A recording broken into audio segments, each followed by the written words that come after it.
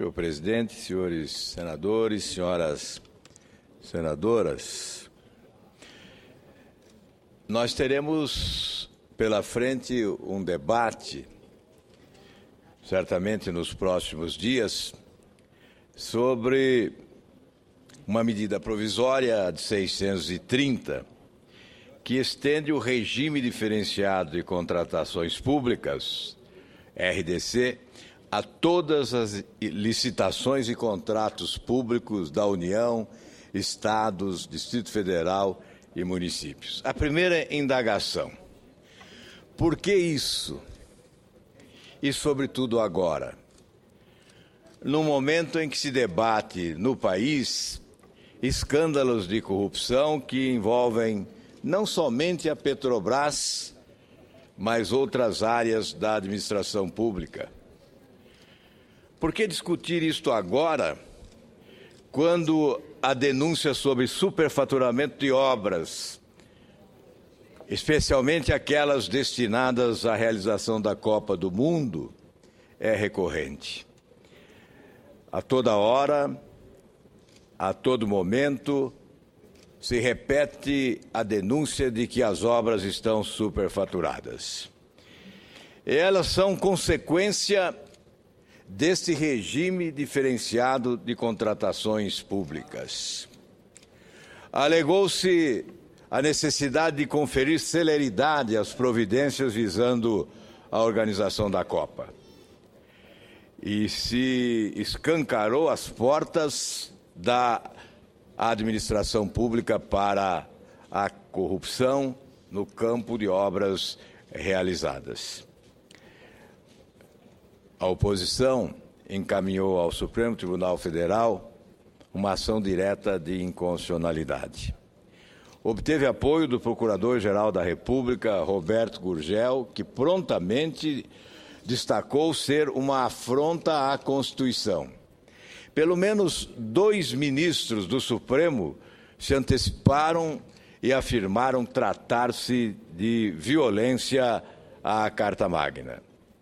No entanto, esta ação direta de inconstitucionalidade não foi julgada pelo Supremo Tribunal Federal.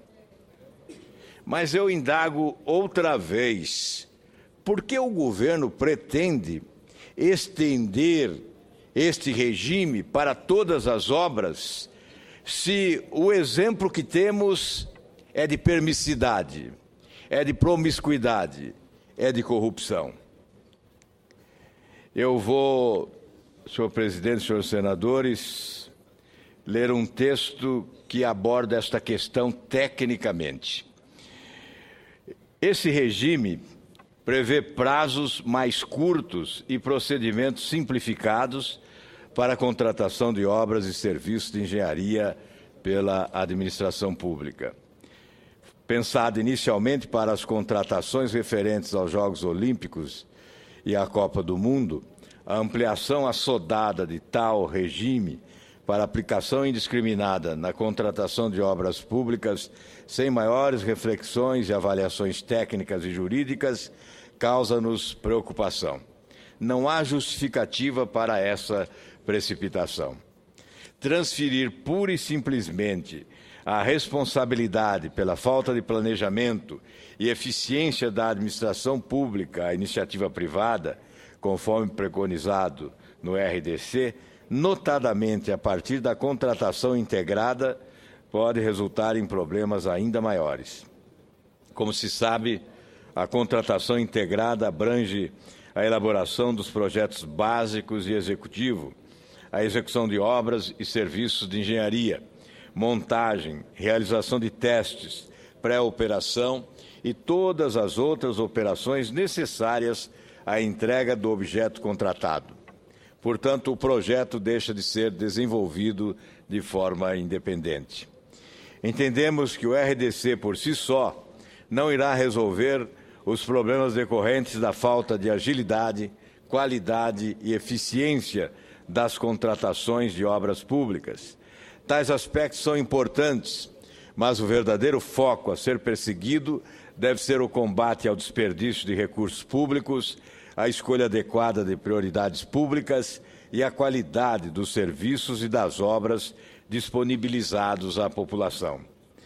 Por isso, preocupa-nos a previsão de que o valor estimado da contratação integrada será calculado com base em valores praticados pelo mercado, pagos pelo governo em licitações anteriores ou na avaliação do custo global da obra, examinada por orçamento sintético ou por estimativa.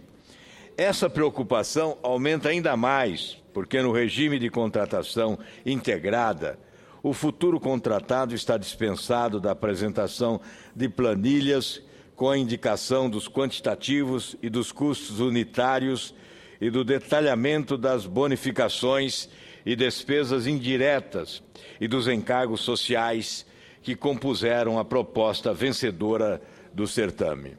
Se não bastasse isso, mesmo no regime de contratação integrada, com todas essas liberalidades, existe a possibilidade de formalização de termos aditivos em duas situações: recomposição do equilíbrio econômico-financeiro decorrente de caso fortuito ou de força maior, e no caso de necessidade de alteração do projeto ou das especificações para melhor adequação técnica aos objetivos da contratação, a pedido da administração pública, desde que não decorrentes de erros ou omissões por parte do contratado, observado os limites da Lei 8.666 de 93. Segundo o Tribunal de Contas da União, mesmo com a adoção do RDC, a formalização de aditivos permanece prática recorrente. Não há como negar a importância de se imprimir maior velocidade à execução e à conclusão de determinada obra pública, mas isso não se materializa apenas com a implantação do RDC.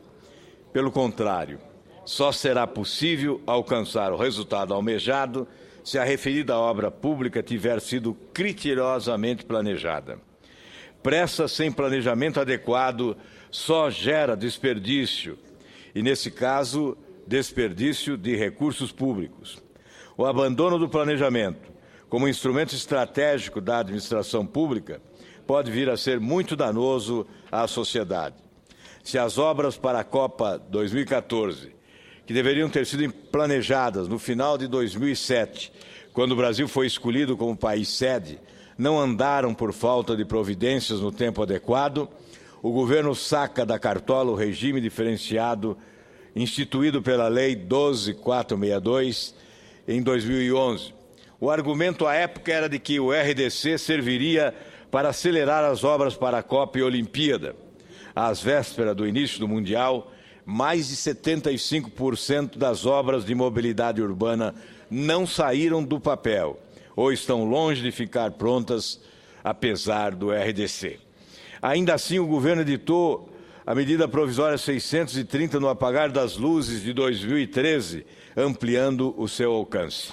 Agora, o projeto de conversão em lei desta medida provisória propõe a adoção do RDC para todos os contratos públicos, inclusive para obras e serviços de engenharia. Tal iniciativa faz-nos lembrar a máxima de que, quando alguém não sabe aonde chegar, qualquer caminho serve. O argumento de que o novo regime, notadamente quando aplicada a contratação integrada, implica agilidade e menor custo, não é verdadeiro. Reportagem de fevereiro do jornal Valor mostrou que a redução de custos foi de apenas 5% em média, e muitas licitações para o RDC fracassaram. De fato, o RDC, através da inversão de fases, com a apresentação do preço em primeiro lugar, agiliza o processo da licitação. Porém, o governo não divulga a quantidade de licitações fracassadas, revogadas, canceladas e desertas. No caso do DENIT, as licitações sem sucesso chegam a 1/3 das realizadas entre setembro de 2012 e março de 2014, conforme levantamento feito pelos sites do próprio DENIT, do Diário da União, do Comprasnet e do Portal da Transparência. A questão do orçamento sigiloso nas licitações é outro ponto que merece um registro. Como se sabe, o que é divulgado é do conhecimento de todos e o sigilo é do conhecimento de poucos. Em se tratando de licitação pública, o recomendável é a publicidade e não o sigilo. O sigilo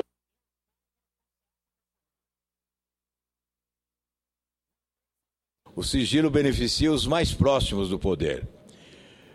O sigilo valoriza o tráfico de influência. Certamente, não é este o caminho para a lisura nos procedimentos administrativos. Por fim, o anteprojeto preconizado pelo RDC não permite à administração pública conhecer com detalhes o que está adquirindo, pois a única maneira de conhecer com precisão o que será feito é contratar a execução da obra com base no projeto executivo completo. Na realidade, o RDC representa a forma mais rápida de comprar potenciais bombas relógio em termos de qualidade e durabilidade. Se o órgão contratante, ou melhor, o poder público, não definir com precisão o que quer, vai receber o que não quer. E o poder público não pode fugir dessa responsabilidade. Estou concluindo, senhor presidente. A agilidade na contratação e na execução de obras e o preço mais baixo podem aparentemente funcionar no curto prazo. Quem sabe para atender projetos eleitorais de ocasião. Mas custarão muito caro adiante. Não há como fugir dessa constatação. Ou os governos adotam conceitos rigorosos de planejamento, contratando projetos previamente, com o prazo necessário ao seu bom desenvolvimento e, a partir daí, definindo a empresa que executará a obra, ou seguiremos com essa política de atirar no escuro. A vítima será a sociedade, que sempre paga a conta, diz José Roberto Bernasconi, presidente do Sindicato da Arquitetura e da Engenharia. O mérito do RDC, quando aplicado em casos bem específicos e determinados, deve ser reconhecido. Mas não se pode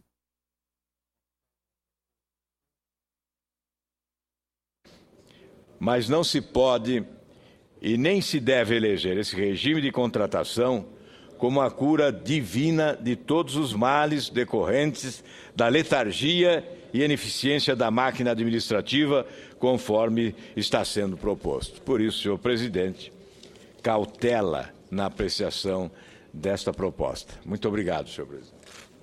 Eu cumprimento o senador Álvaro Dias. Pela ordem, senador.